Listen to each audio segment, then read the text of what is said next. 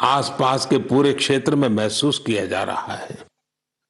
अब यहां हालात तेजी से सामान्य हो रहे हैं। माओवाद के खिलाफ सामूहिक लड़ाई से अब ऐसे क्षेत्रों तक भी बुनियादी सुविधाएं पहुंचने लगी हैं। गांव के लोगों का कहना है कि बस के आने से उन लोगों का जीवन बहुत आसान हो जाएगा। साथियों, मन की बात में हम छत्तीसगढ़ में हुए बस्तर ओलंपिक और माओवाद प्रभावित क्षेत्रों में साइंस लैब पर चर्चा कर चुके हैं। यहाँ के बच्चों में साइंस का पैशन है। वो स्पोर्ट्स में भी कमाल कर रहे हैं। ऐसे प्रयासों से पता चलता है कि इन इलाकों में रहने वाले लोग कितने साहसी होते हैं। इन लोगों ने तमाम चुनौतियों के बीच अपने जीवन को बेहतर बनाने की राह चुनी है।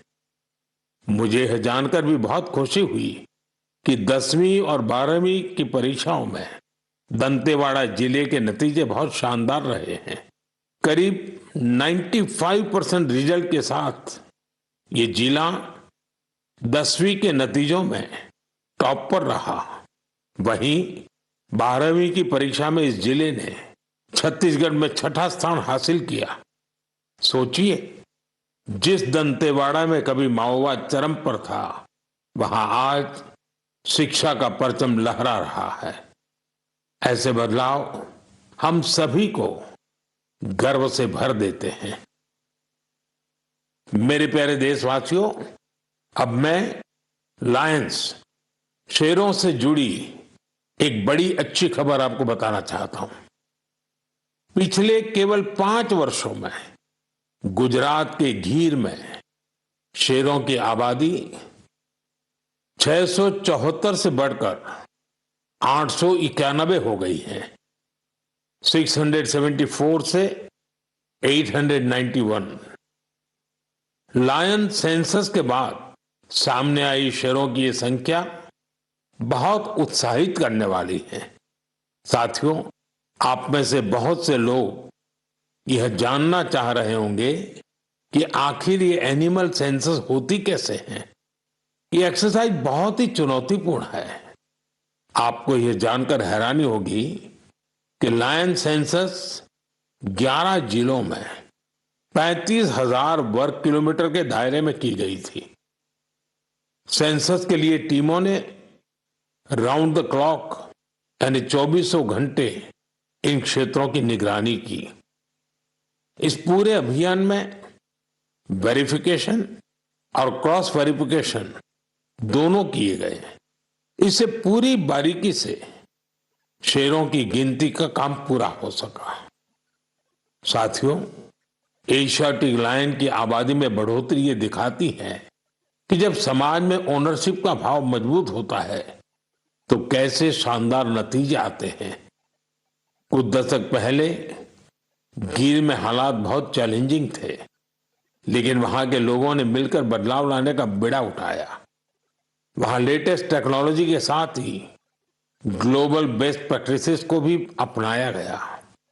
इसी दौरान गुजरात ऐसा पहला राज्य बना जहां बड़े पैमाने पर फॉरेस्ट ऑफिसर के पद पर महिलाओं की तैनाती की गई। आज हम जो नतीजे देख रहे हैं उसमें इन सभी का योगदान है। वाइल्ड लाइफ प्रोटेक्शन के लिए हमें ऐसे ही हमेशा जागरूक और सतर्क रहना होगा। मेरे प्यारे देशवासियों, 2-3 दिन पहले ही मैं पहली राइजिंग नॉर्थ ईस्ट समिट में गया था। उससे पहले हमने नॉर्थ ईस्ट के सामर्थ्य को समर्पित अष्टलक्ष्मी महोत्सव भी मनाया था। नॉर्थ ईस्ट की बात ही कुछ और है। वहां का सामर्थ्य, वहां का टैलेंट वाकई अद्भुत है। मुझे एक दिलचस्प कहानी पता चली है क्राफ्टेड फाइबर्स की। क्राफ्टेड फाइबर्स ये सिर्फ एक ब्रांड नहीं, सिक्किम की परंपरा, बुनाई की कला और आज के फैशन की सोच, तीनों का सुंदर संगम है। इसकी शुरुआत की डॉक्टर चेवांग नोरबू भूटिया ने। पैसे से वो वेटरनरी डॉक्टर है और दिल से सिक्किम की संस्कृति के सच्चे ब्रांड एम्बेसडर। उन्होंने सोचा क्यों न बुनाई को एक नया आयाम दिया जाए और इसी सोच से जन्म हुआ क्राफ्टेड फाइबर का। उन्होंने पारंपरिक बुनाई को मॉडर्न फैशन से जोड़ा और इसे बनाया एक सोशल एंटरप्राइज। अब उनके यहाँ केवल कपड़े नहीं बनते, उनके यहाँ जिंदगियां बुनी जाती है। वे लोकल लोगों को स्किल ट्रेनिंग देते हैं, उन्हें आत्मनिर्भर बनाते हैं। गांवों के बुनकर, पशुपालक और सेल्फ हेल्प ग्रुप, इन सबको जोड़कर डॉक्टर भूटिया ने रोजगार के नए रास्ते बनाए हैं। आज स्थानीय महिलाएं और कारीगर अपने हुनर से अच्छी कमाई कर रहे हैं। क्राफ्टेड फाइबर्स के शॉल, स्टॉल, दस्ताने, मोजे सब लोकल हैंडलूम से बने होते हैं। इसमें जो ऊन का इस्तेमाल होता है वो सिक्किम के खरगोशों और भेड़ों से आता है।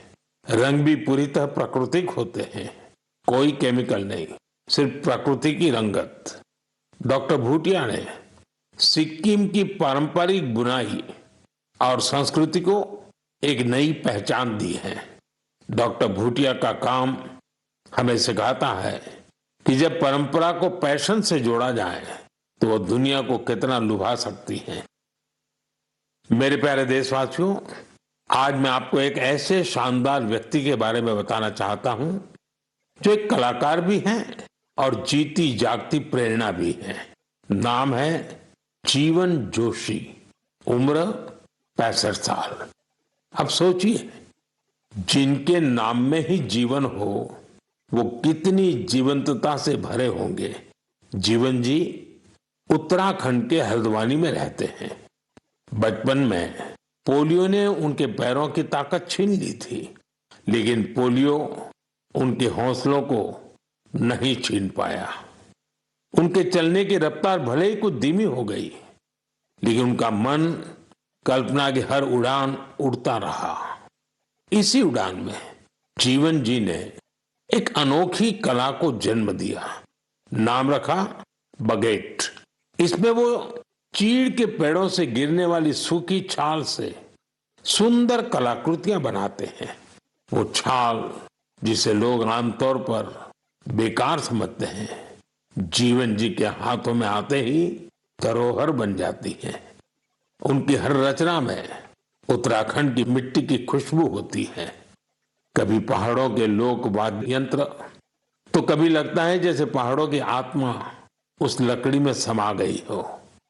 जीवन जी का काम सिर्फ कला नहीं, एक साधना है।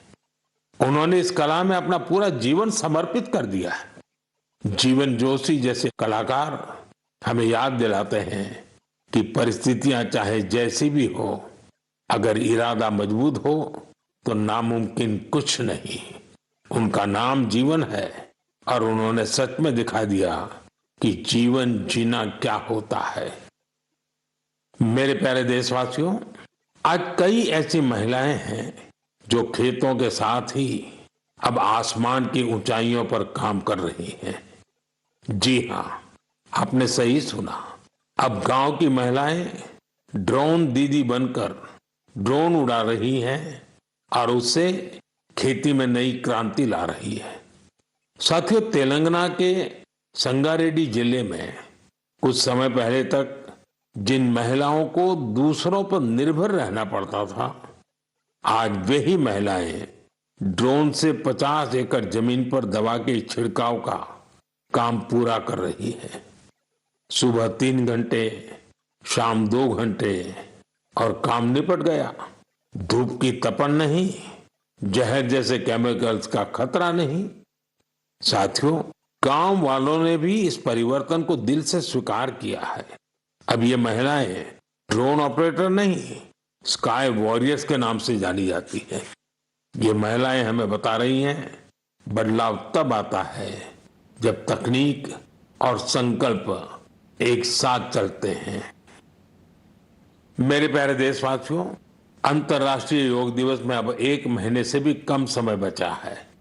ये अवसर